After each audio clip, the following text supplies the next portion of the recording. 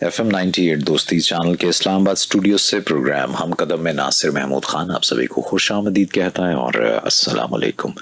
जहाँ जहाँ तक आवाज़ पहुँच रही है, उम्मीद है हमारे सभी देखने और सुनने वाले खैरियत से होंगे, अपना और अपनों का ख्याल रखते होंगे और उम्मीद है कि साल 2026 के चौथे महीने का 15वां दिन आपका अच्छा गुजरा होगा। मंडे टू फ्राइडे ये प्रोग्राम आपके लिए पेश किया जाता है जिसमें अहम इलाकाई और बैनुल अक़वामी खबरों पर तबसरे और तज्ज़िये पेश करने के साथ साथ हम अपने बरादर दोस्त पड़ोसी मुल्क अवामी जमहूरियत चीन से मुताल्लिक मालूमात, वहाँ मुख्तलिफ शोबों में होने वाली पेशरफ से आपको आगाह करते हैं। नाज़रीन और सामीन, चीन की मईशत से मुताल्लिक, उसके इक़्तिसादियात से मुताल्लिक हम अपने प्रोग्राम्स में आपको गाहे आगाह करते रहते हैं कि किस तरह से मुख्तलिफ चैलेंजेस के बावजूद, मैं यहाँ पे चैलेंजेस जो हैं वो सिर्फ चीन की हद तक नहीं बल्कि जो आलमी मंजरनामे पे जब हम नज़र डालते हैं तो जो आलमी इक़्तिसादी सूरत हाल वो एक गैर यकीनी की फ़िज़ा में हमें हर गुज़रते हुए दिन उसी में इंडल्ज होती हुई नज़र आती है। उस सारे तनाज़ुर में बात कर रहा हूँ कि चीन जो है इस तमाम तर चैलेंज के बावजूद उसने अपने यहाँ अपनी जो इक़्तिसादी शरह-ए-नमू जो है उसको बरकरार रखा है। न सिर्फ बरकरार रखा है बल्कि इस्तेहकाम के साथ उसको आगे भी बढ़ाया है। अभी यही कहा जा रहा है कि चीन इस दफ़ा जो है वो अपने जो उन्होंने टारगेट रखा है, वैसे वो टारगेट जो रखते हैं अमूमन हमने माजी में देखा है कि वो उससे आगे ही जाते हैं। उस टारगेट को अचीव करने के बाद वो पॉइंट्स जो होते हैं वो आगे ही जा रहे होते हैं। जैसे भी उन्होंने 4.5 से 5% का टारगेट रखा है अपना ग्रोथ रेट का, और इसमें जो है वो ज़ाहिरी बात है बहुत से अवामिल हैं। इसमें खपत भी है, फिर इसमें जिसको कहते हैं कि प्रोडक्शन जो है उसका भी मामला कि वो उतनी ही ज़्यादा प्रोडक्शन जो है वो भी की जाएगी ताकि फिर खपत जो है मकामी और बैनुल अक़वामी उसको मीट किया जा सके। और दुनिया की एक बड़ी मईशत है। इसमें आज जिस मौजू पे हमने बात करना है वो ये है कि चीन जो है वो फोकस कर रहा है क्वालिटी के ऊपर, और उस बिना पे हमने ये देखा है कि जो मुख्तलिफ बैनुल अक़वामी जो कंपनीज़ हैं वो भी अब इस पे उसी तरह से एतमाद कर रही हैं कि चीन में वो अपनी प्रोडक्ट्स को तैयार करवाएं। और क्योंकि चीन हमें पता है कि दुनिया की फैक्ट्री के तौर पे मशहूर रही है। आज थोड़ी इस पे बात करेंगे कि क्या क्या ऐसे इंसेंटिव्स हैं। एक तो ये बात है क्वालिटी समझ में आती है, क्वांटिटी भी समझ में आती है, फिर जिस रफ्तार से चीन काम करता है वो भी हमें मालूम है, लेकिन बदलते हुए आलमी इक़्तिसादी मंजरनामे में चीन क्या ऑफर कर रहा है दुनिया को, इस पे आज जरा सी बात करेंगे। हमारे साथ टेलीफोन लाइन पे मौजूद हैं चीन के उमूर के माहिर और सीनियर तज्ज़ियाकार खालिद तैमूर साहब। अस्सलाम वालेकुम। वालेकुम अस्सलाम। बहुत शुक्रिया खालिद साहब आपके वक्त का। खालिद साहब, आप से जब भी बात होती है चीन से मुतालिक तो आप हमें मुख्तलिफ चीज़ें जो हैं वो जो अमूमन हमें मीडिया में नज़र नहीं आती वो बताते हैं, इसलिए कि आपका बहुत ज़्यादा एक्सपीरियंस है, आपकी आमद व रफ्त बहुत होती है चीन में और फर्स्ट हैंड एक्सपीरियंस जो है वो आप हमारे साथ शेयर करते हैं। ये जब हम बात कर रहे हैं, मैं इससे पहले कि ग्रोथ पे हम बात करें, प्रोडक्शन पे बात करें, ये जो ग्रोथ रेट की मैं बात कर रहा था, सर ये पहले बताइए कि कैसे मुमकिन हो पाया है चीन के लिए कि वो इतने अनसर्टन हालात में भी उसने अपनी इकोनॉमिक ग्रोथ को जो है वो सस्टेन किया है, बल्कि उसको वो अपने उन प्रेडिक्शन से भी वो आगे लेके जाता रहा है। Sir ji, thank you very much. आपका मैं पहले इब्तिदाइया सुन रहा था, आपने बड़ा राइटली पॉइंट आउट किया चीन के बारे में, और बिल्कुल आपकी बात ठीक है कि चाइना का 2026 में जबकि पूरी दुनिया इस वक्त दो चीजों पे लगी हुई है, या तो वो लगी हुई है उसके ऊपर टैरिफ की एक कागजी जंग शुरू की हुई है जो अमेरिका ने, और दूसरी अब जो ईरान वॉर की वजह से। लेकिन इस अफरा तफरी के आलम में भी जो चीन का प्रोजेक्टेड ग्रोथ रेट है 2026 के लिए वो तकरीबन 5% तक का है। और ये आपकी बात बिल्कुल ठीक है कि पूरी दुनिया में अफरा तफरी में भी चीन का ग्रोथ रेट इतना हाई कैसे है, तो उसकी सबसे बड़ी वजह ये है कि चीन ने पिछले चंद सालों में सप्लाई चेन के ऊपर अबूर हासिल कर लिया हुआ है। तो आज जब पूरी दुनिया के अंदर अफरा तफरी है तो इस वक्त चीन एक ऐसा स्टेबल मुल्क है कि जिसके अंदर किसी किस्म की अफरा तफरी नहीं है। और क्योंकि चीन सप्लाई चेन पे उसने अबूर हासिल कर लिया हुआ है, तो जो भी चीन के अंदर प्रोडक्शन हो रही है उसके लिए 100% रॉ मटेरियल जो है वो चीन के अंदर बन रहा है। मुझे अभी जब से ये ईरान और अमेरिका की जंग शुरू हुई है उसके दरमियान में मुझे चीन जाने का मौका मिला है। मैं गोंजू भी गया हूँ और चंगडू भी गया हूँ, 2 शहरों में जाने का मौका मिला। गोंजू जो है इंडस्ट्री के हिसाब से बड़ा मशहूर है, चंगडू भी बहुत बड़ा एक मशहूर सिटी है वहाँ का। तो वहाँ पे किसी किस्म का ना कोई पेट्रोल की कीमत मुझे बढ़ी हुई नजर आई, ना कोई इन्फ्लेशन नजर आई। और कॉमन जो चीनी है उसको तो मुझे ऐसा फील हो रहा था जैसे जंग का पता भी नहीं है, क्योंकि आपको पता है कि ये वेस्टर्न सोशल मीडिया वैसे भी चीन के अंदर नहीं दिखाई देता। और चीन का सोशल मीडिया भी अपना है, चीन का के अंदर ये गूगल या इस किस्म के बाकी एप्लीकेशन या सर्च इंजन भी नहीं होते। तो उसमें हमने वहां पे जाके मुझे ऐसा एहसास हुआ कि मैं शायद एक ऐसे दौर में आ गया हूँ कि वो जो जंग से पहले का टाइम था पूरी दुनिया के अंदर। तो यहाँ पे सामीन को ये बात समझने की जरूरत है कि इस टाइम पे चीन की जो इकोनॉमी है वो कंज्यूमर डिमांड जो पूरी कर रही है, वो ना सिर्फ चीन की कंज्यूमर डिमांड पूरी कर रही है बल्कि पूरी दुनिया की तकरीबन कंज्यूमर डिमांड पूरी कर रही है। अभी आपको पता है कि जो उनकी डोमेस्टिक कंजम्पशन है वो भी बहुत ज्यादा बढ़ती जा रही है, लेकिन इसका यह मतलब नहीं है कि वो बाहर की जो रिक्वायरमेंट्स है उसको वो पूरा ना कर सकें।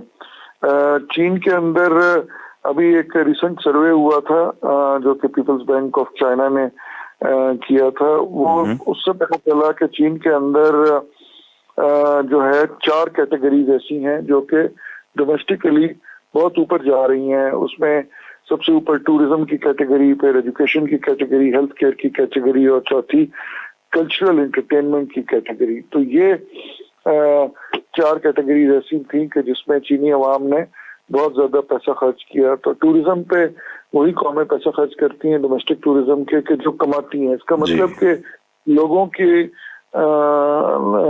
की इनकम चीन के अंदर इतनी है कि वो टूरिज्म कर सकें और डोमेस्टिक टूरिज्म पे जा सकें। चीन आपको पता है कि रकबे के लिहाज से भी बहुत बड़ा मुल्क है और जगह जगह पे वो फैला हुआ है। तो मैं ये समझता हूँ कि आने वाले दिनों के अंदर जबकि इस दुनिया में अफरा तफरी का आलम रहेगा, तो 2026 के अंदर भी हम चीन के अंदर उसी तरह की तरक्की होते हुए देखेंगे जो कि हमने 2024 या 2025 में देखी थी। अच्छा सर, ये तो हो गई बात उसकी कि वो क्या मुहर्रिकात हैं कि हम देखते हैं कि ग्रोथ रेट जो है उसको वो अचीव कर पाता है। अब सर आ जाते हैं कि ये जो एक बैनुल अक़वामी जो कंपनीज हैं, बड़ी बड़ी कंपनीज हैं, हमने देखा कि दुनिया में जो हालात हैं वो बहुत सारी कंपनीज अपना सरमाया निकाल के तो वो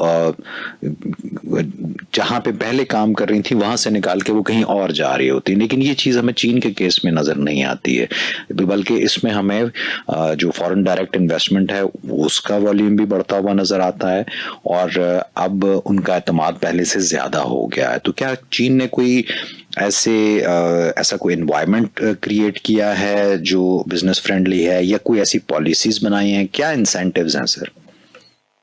अच्छा, मैं आपको एक इंटरेस्टिंग बात बताऊं कि सिर्फ 2026 की अगर हम बात करें तो 2026 के जो पहले 2 महीने गुजरे जनवरी फरवरी के अंदर पूरी दुनिया से 8,631 कंपनियों ने इंटरनेशनल कंपनियों ने उधर अपने दफ्तर खोले।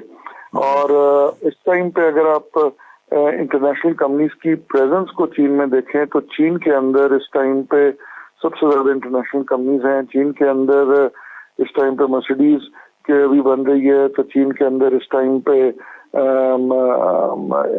आप you name any international brand, इस टाइम पे आप अगर फ्रांस जाएं तो वहां पर शांज़ेलीज़े के ऊपर सबसे टॉप ब्रांड्स है, लुई विटान हो गया या शनेल हो गया या कोई भी इस किस्म का और ब्रांड हो गया, हर्मेस हो गया, वो सारे के सारे ब्रांड्स के हेडक्वार्टर्स उनकी प्रोडक्शन लाइन, हर चीज चीन के अंदर लगी हुई है। और ये जो ट्रेंड है ये आज से नहीं है, ये पिछले तकरीबन ऑलमोस्ट 30-35 साल से है। और इनिशियली तो बड़ी बड़ी कंपनियां, खासतौर पे यूरोपियन और अमेरिकन कंपनियां चीन में इसलिए शिफ्ट हो रही थी कि उनको ऐसे फील होता था कि चीन की आबादी क्योंकि बहुत ज्यादा है तो वहां पर मैन पावर बहुत सस्ती होगी। तो बिल्कुल पहले तो मैन पावर के लालच में वो कंपनियां अपना हेडक्वार्टर शिफ्ट करती थी, लेकिन अब सारी कंपनियों को पता है कि मैन पावर से ज्यादा जो सबसे जरूरी चीज है वो सप्लाई चेन है। अगर फॉर एग्जांपल अगर एक पेन भी बन रहा है और अगर उसके निब अगर उधर नहीं बन रही है, कहीं और से आनी है, तो वो पेन बनने का पूरा प्रोसेस ही रुक जाएगा। तो चीन के अंदर इस टाइम पे जो इंटरनेशनल कंपनीज की प्रेजेंस की सबसे बड़ी वजह है वो मैन पावर तो है ही है, लेकिन उसके साथ साथ सप्लाई चेन और क्वालिटी है। चीन के अंदर इस टाइम पे जिस क्वालिटी की चीजें बन रही हैं और वो दुनिया में नंबर 1 और नंबर बेस्ट है। और दूसरी चीज ये कि कंपनियों को इस चीज का मसला ये डर नहीं होता कि सप्लाई चेन में कोई ना कोई कमी आ जाएगी। जैसे कि आपको पता है कि प्रेसिडेंट ट्रंप ने पावर में आने के बाद पिछले 2 साल में बहुत सारे मुल्कों के ऊपर टैरिफ लगा दिए, बहुत सारे मुल्कों के ऊपर सैंक्शंस लगा दी। तो चीन के अंदर जिस टाइम पे कोई भी कंपनी बैठी होती है तो उसको कम से कम ये फिक्र नहीं होती कि अगर किसी एक प्रोडक्ट के ऊपर टैरिफ लगता है या कोई प्रोडक्ट अगर अमेरिका या कोई और मुल्क बैन कर देता है तो ये ना हो कि हमारी फैक्ट्री रुक जाए या हमारा काम रुक जाए। तो सबसे बड़ी जो इंटरनेशनल कंपनीज को भी आज की तारीख में जो उनको एक इंसेंटिव है वो ये है कि सप्लाई चेन जो है वो 100% चीनी होती है। अच्छा सर, ये तो है, लेकिन क्या कोई गवर्नमेंट की भी कोई ऐसी पॉलिसीज हैं कि क्यों देखिए हमने देखा ना, जैसे जो टैरिफ की आपने बात की, मुख्तलिफ ममालिक में ये होता है कि जी ठीक है, जब कारोबार वहां चल पड़ता है किसी बैनुल अक़वामी कंपनी का तो वो वहां पे मकामी तौर पे कोई इस किस्म के जो कहते हैं कि इकदाम किए जाते हैं कि जिससे वो परेशान हो जाता है इन्वेस्टर जो है। चीन में क्या ऐसे इकदाम है सर? जी चीन के अंदर ऐसे जो इकदाम है वो उसके 4 उसके मुहर्रिकात हैं। नंबर 1 ये कि चीन ने पिछले चंद सालों के अंदर अपनी जो पॉलिसीज हैं वो बहुत ज्यादा इन्वेस्टमेंट फ्रेंडली कर ली हैं। पहले किसी जमाने में मैंने तो खैर पर्सनली ऐसी चीज को एक्सपीरियंस नहीं किया, लेकिन सुनते हैं कि आज से 40-50 साल पहले के चीन में सुनते हैं कि जी चीन के अंदर सरमाया ले जाना भी बड़ा मुश्किल था और चीन से सरमाया निकालना भी बड़ा मुश्किल था।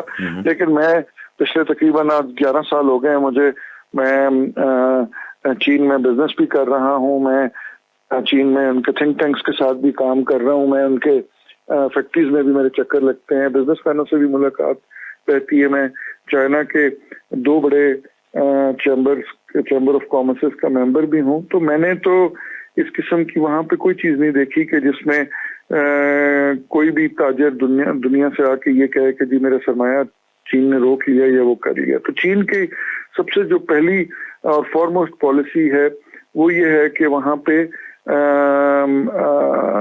ईज ऑफ बिजनेस उन्होंने बहुत ज्यादा कर दिया। जैसे फॉर एग्जांपल अभी मैं आपको बता रहा हूँ, तकरीबन महीना पहले मैं ग्वांगजू में था, 3 हफ्ते पहले मैं ग्वांगजू में था। तो वहां पे जो वहां पे जगह जगह पे ऐड लगे हुए थे, आप 15 मिनट के अंदर अंदर अपनी कंपनी रजिस्टर करा सकते हैं और 1 घंटे के अंदर आप अपना अकाउंट खोल सकते हैं। तो अगर आप जेन्युइनली बिजनेस करना चाहते हैं तो हर सूबे ने, चीन के 32 सूबे हैं, तो हर सूबे ने ईज ऑफ बिजनेस के लिए बहुत ज्यादा काम किया है और फैसिलिटेट किया है। दूसरी इम्पोर्टेंट चीज जो कि मैं आपको बताता आ रहा हूँ, अपने हर इंटरव्यू में मैं बात करता हूँ, वो ये है कि दुनिया में इस टाइम पे कोई ऐसा मुल्क नहीं है कि जिसने 100% सप्लाई चेन के ऊपर अबूर हासिल किया हो। तीसरी इम्पोर्टेंट चीज ये है कि चीन के अंदर जो मैन पावर है वो सारी स्किल्ड है। चीन के अंदर आपको अनस्किल्ड बंदा कोई भी नहीं मिलेगा, क्योंकि शुरू से ही वो एजुकेशन सिस्टम अपने इस किस्म का रखते हैं कि अगर आप इवन आपकी फॉर्मल एजुकेशन कम भी हो तो आपको कोई ना कोई स्किल आती है, तो उनके पास सारी मैन पावर स्किल्ड है।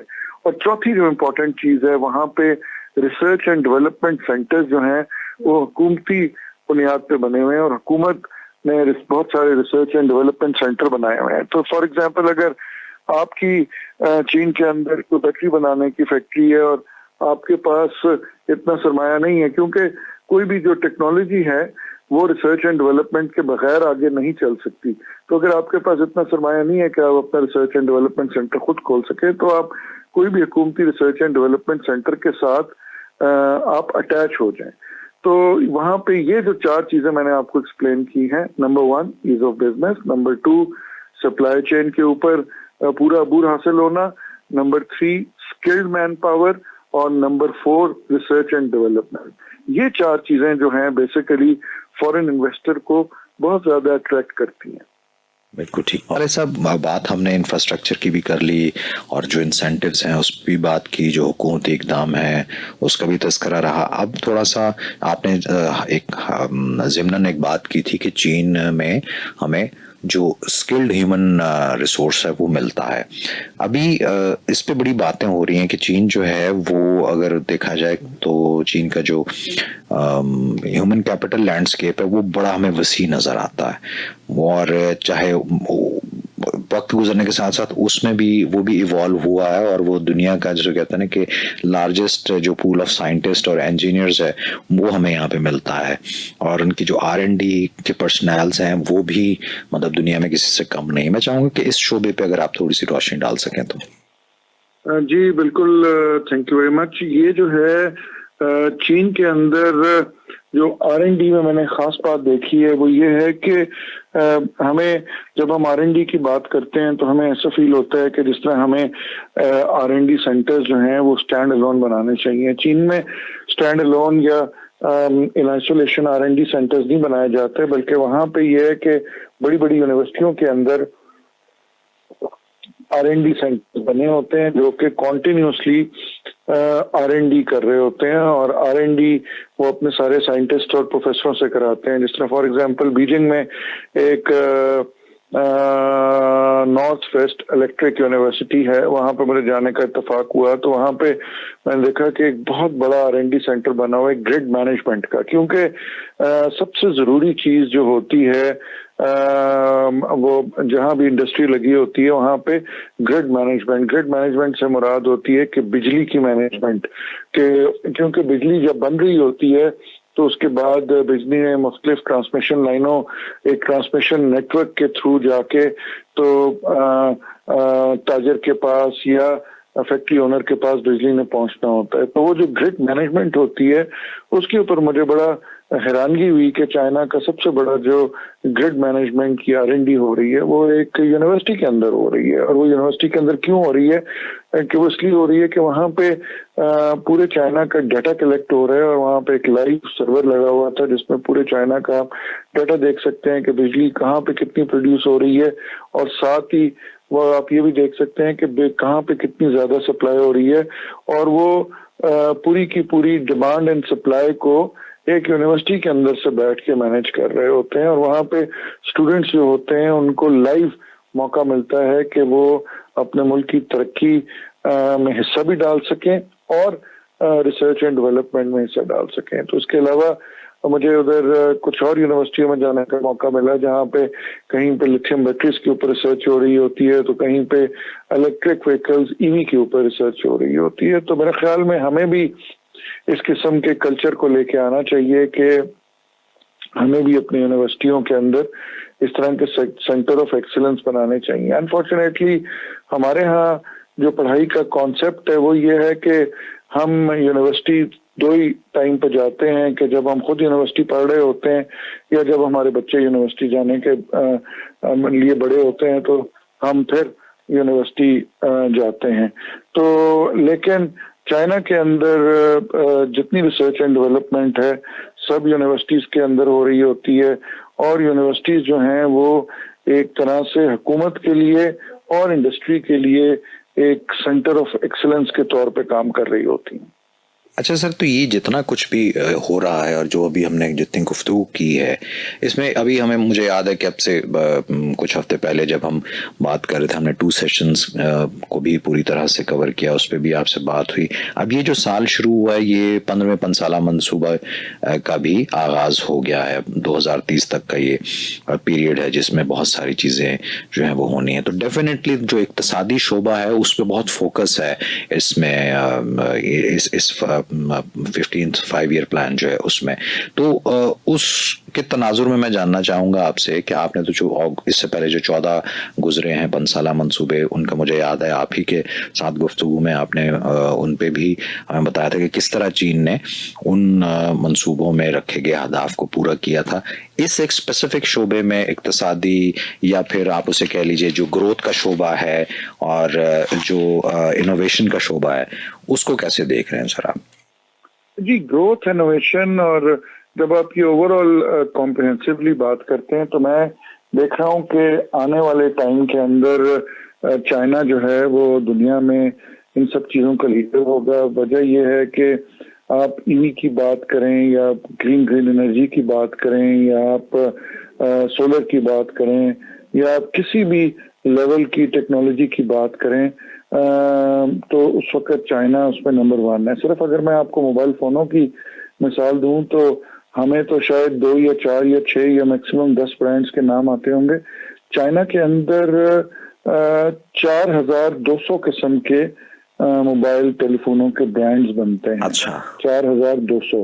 तो मुझे खुद पहले इस बात पे यकीन नहीं आया, लेकिन फिर जब मैंने उनकी मोबाइल फोन एसोसिएशन को विजिट किया और वहां पर जब मैंने कहा कि इतने तो दुनिया में मोबाइल ही नहीं होता, तो उन्होंने मुझे जब मोबाइलों के नाम और मोबाइलों की जब किस्में दिखाई तो मैं खुद बड़ा हैरान हुआ। तो चाइना जो है उसके अंदर बड़ा कॉन्टिन्यूस प्रोसेस है, और चाइना एक और बात को समझता है जो कि मेरे ख्याल में अभी हमें इस बात की समझ नहीं आ रही एशिया के अंदर रहते हुए, ये इस पार्ट ऑफ द वर्ल्ड में, कि ये जो ईवी की चीजें होती हैं या जो न्यू टेक्नोलॉजी है, ये हर साल हर 2 साल के बाद जब नई टेक्नोलॉजी आती है तो वो पुरानी टेक्नोलॉजी जो है वो पुरानी होके डिप्लीटेड या खत्म हो जाती है। जैसे मैं आपको एग्जांपल दूं कि आज से चंद साल पहले तक हम जब टोयोटा की कार खरीदते थे या खरीदते हैं या होंडा की कार खरीदते हैं, तो एक पाकिस्तानी मार्केट के अंदर ये है कि यार टोयोटा करोला खरीद लो, ये तो कैश है, जब पैसों की जरूरत होगी इसको बेचोगे तो उतनी पैसों में निकल जाएगी। लेकिन अब जो ईवी कार्स आ रही हैं या जो अब नई टेक्नोलॉजी की चीजें आ रही हैं, वो आपका एसेट नहीं है। आज आपने नया फोन खरीदा है, ब्रांड न्यू अगर आपने फोन खरीदा है, तो आज से 2 साल के बाद वो फोन आधी कीमत का भी नहीं रहेगा, क्योंकि नई टेक्नोलॉजी आ गई होगी। इसी तरह अब जो इलेक्ट्रिक कार्स आ रही हैं, they are not an asset, वो आपका एसेट नहीं है। वो आप समझें कि आप साथ साथ इस्तेमाल करके वो एसेट साथ साथ खत्म हो रहा है। किसी जमाने में हम करोला कार खरीदते थे या कोई किसी ने ट्रक खरीद लिया, किसी ने बस में इन्वेस्टमेंट कर दी और वो खास तौर पे मिडिल क्लास के जो फैमिलीज हैं वो गाड़ी ले लेते हैं, वो कहते हैं अच्छा यार चलो कभी इमरजेंसी हुई कुछ हुई तो इस गाड़ी को बेच के तो उतने पैसे मिल जाएंगे। लेकिन अब जो नई टेक्नोलॉजी की चीजें हैं वो आप समझें कि दे सॉर्ट ऑफ डिस्पोजेबल।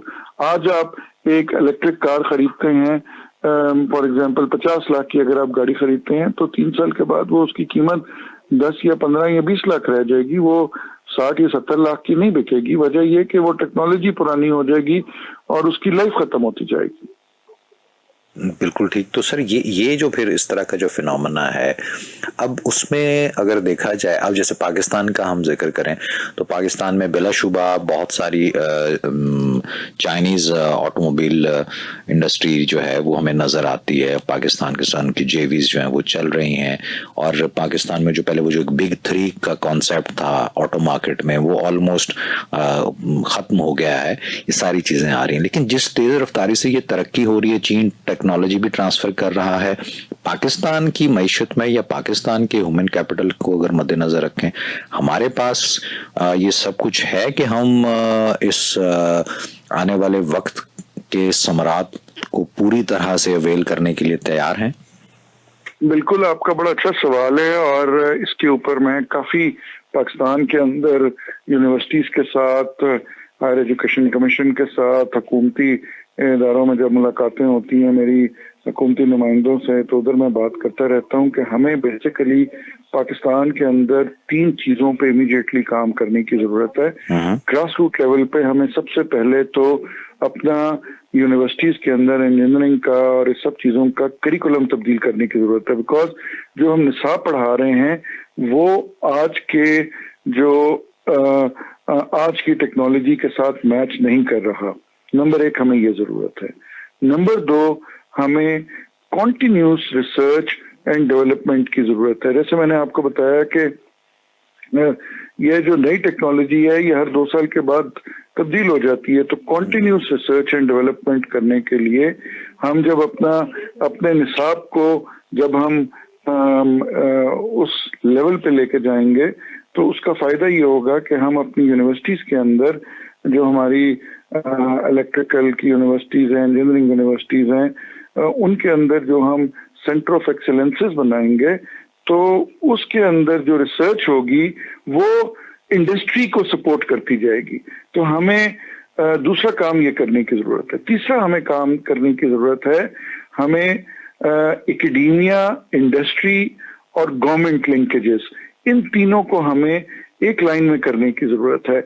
हमारा एकेडेमिया जो है वो रिसर्च एंड डेवलपमेंट करे और वो रिसर्च एंड डेवलपमेंट इंडस्ट्री को दी जाए, इंडस्ट्री उसके ऊपर अपनी फैक्ट्रियां चलाए और हुकूमत उनको ईज ऑफ बिजनेस के लिए हेल्प आउट करे। तो जब तक हम एकेडेमिया, इंडस्ट्री और गवर्नमेंट लिंकेज को एक लाइन पे नहीं करेंगे तो मैं ये समझता हूं कि हम आने वाले दौर के लिए उस तरह तैयार नहीं होंगे जिस तरह हमें होना चाहिए।